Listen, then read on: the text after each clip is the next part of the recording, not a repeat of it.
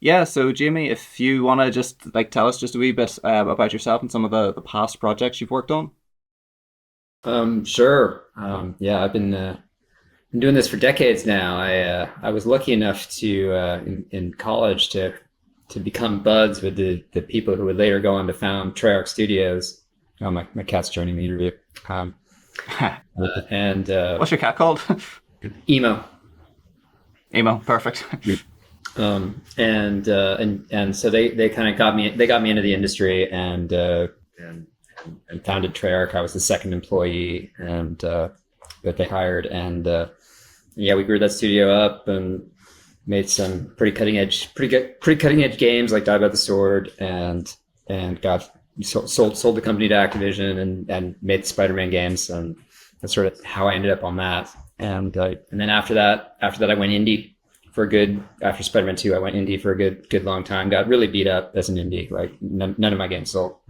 And then for the past 5 years or so, I've been working at Mojang on Minecraft on Minecraft Bedrock. So during your time working as the lead programmer on Spider-Man 2, can you just briefly like describe what your duties entailed as the lead programmer during that time? It was pretty flexible back then. Like I would say my number one responsibility was to assign work to all the other programmers and sort of vet what they were doing, make sure we we're all on the same page, doing what we wanted to do.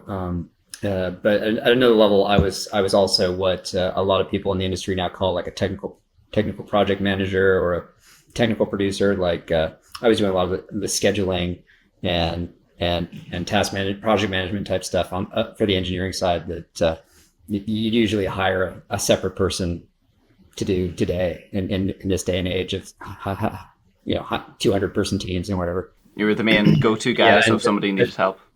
I'm sorry. And in Spider-Man 2, I sort of had this unique also design role that I did not have in Spider-Man 1. In Spider-Man 1, I was sort of like just straight up lead engineer, making sure the coding got coded.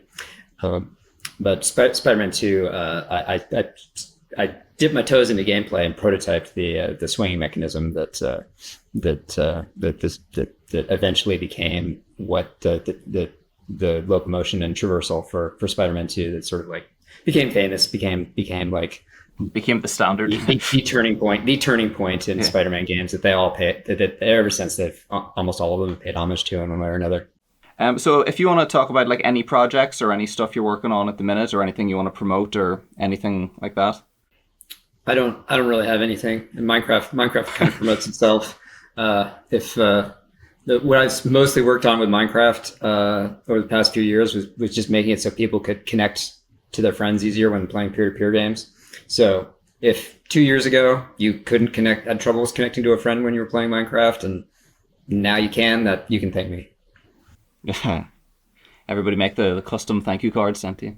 Okay, so just a little trip back in time. So back in the year 2000, 2001 area, Santa Monica, California. So what was life like for you back then? And how did you manage to get the job? Were you like fresh out of college, or were you like working other jobs in a different industry, or did you have to relocate and uproot your life to move there? Or Um, uh,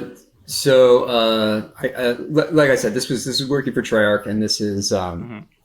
this is the company founded by my college buds. So it was sort of like because I had those college connections, and we'd done some little coding projects together. It's like they knew I could code, uh, and so they were the ones who like both got my foot in the industry at a different company, and then when they founded Treyarch, they brought me over to Treyarch as well.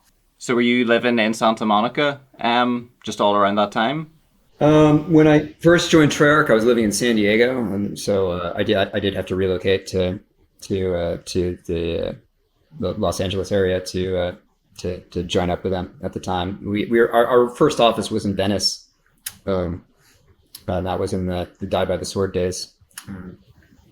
The first game we worked on. Yeah, so some of the stuff you worked on, including the Tony Hawk's Pro Skater series, which is like legitimately badass, and that was like I would love to have like a separate conversation about them. But on the Tony Hawk's Pro Skater games, so whenever you use, I don't want to dive into this too much, but I'm just like really curious about it. Whenever it was approached to you, are you the one that is responsible for pretty much the entire, what I believe was the Neversoft engine that they were built on? Yeah. So the original games were for the PlayStation, and so I just worked on the ports to the Dreamcast. So just taking they made the entire thing, and we just took it and I got it up and running on the Dreamcast, and added a little polish here and there, and a couple of special add-ons and levels and stuff. But yeah, it was pretty much their game. Yeah, no, that's cool. And what was the porting? Obviously now porting is like a lot simpler. What was the porting? What was it like back then compared to now? I'd imagine it'd be a lot more difficult, to put simply. It compared to like when you like make a game in Unity and you sort of like press a button to like build for this other platform. It was definitely more challenging than that. It was still quite nice. The Dreamcast was a much more powerful machine than the PlayStation, and so it wasn't one of these situations where you're taking a cool game and you're trying to like fit it on make it play on a phone or make it play on some like less optimal tech, and you have to like do all these crazy optimizations just to try to get it to run halfway decent.